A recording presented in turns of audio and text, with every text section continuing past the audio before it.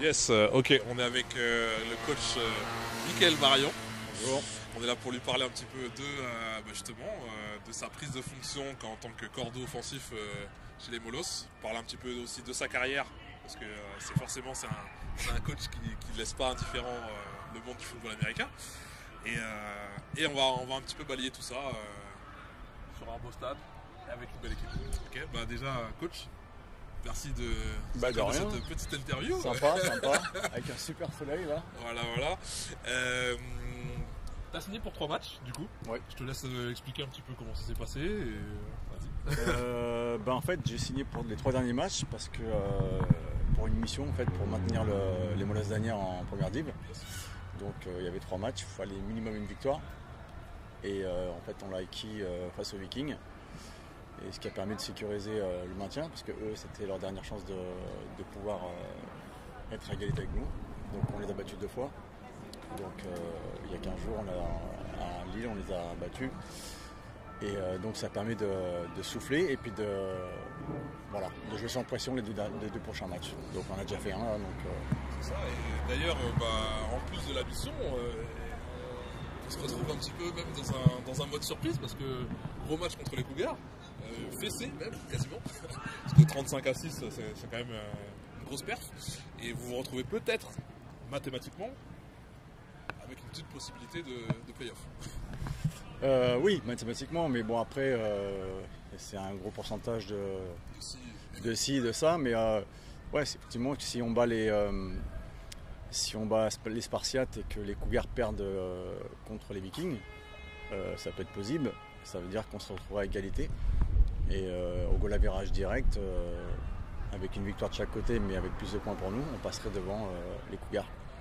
Yes. Donc du coup, on va revenir un petit peu sur cette grosse victoire à domicile contre les Cougars. Moi, de ce que j'ai vu, en tout cas, match ultra maîtrisé. Alors, je ne sais pas si c'est que de votre côté ou si c'est aussi les Cougars qui ont aussi mal joué. Un peu des deux, je suppose. Donc, dis-nous un petit peu ce que tu as ressenti sur ce match. Je dirais pas ça, mais c'est sûr que en fait, les gars, ils avaient vraiment à cœur de jouer le dernier match à domicile et surtout de performer. Et c'était un gros challenge. Et puis, comme je te dis, on n'a pas de pression. Donc, les joueurs ont joué vraiment libérés, en attaque, en défense. Et c'est surtout, je leur ai dit de ne pas finir en mode vacances, en fait.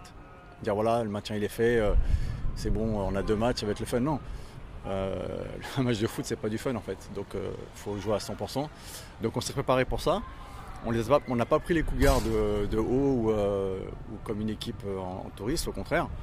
Donc on a préparé ça. On a une super défense. Faut pas oublier, c'est surtout que la défense a concédé très très peu de jeux et les 2 coachs défensifs, ils ont fait un boulot de ouf quoi. Et moi après en attaque, j'ai regardé par rapport à ce qu'ils jouaient. Le plan de match était simple, on voulait contrôler le QB. Grosse surprise au début du match, c'est qu'on n'a pas vu Jefferson. Donc grosse arme en moins pour eux. Et puis après, nous on a déroulé et puis on les a respectés.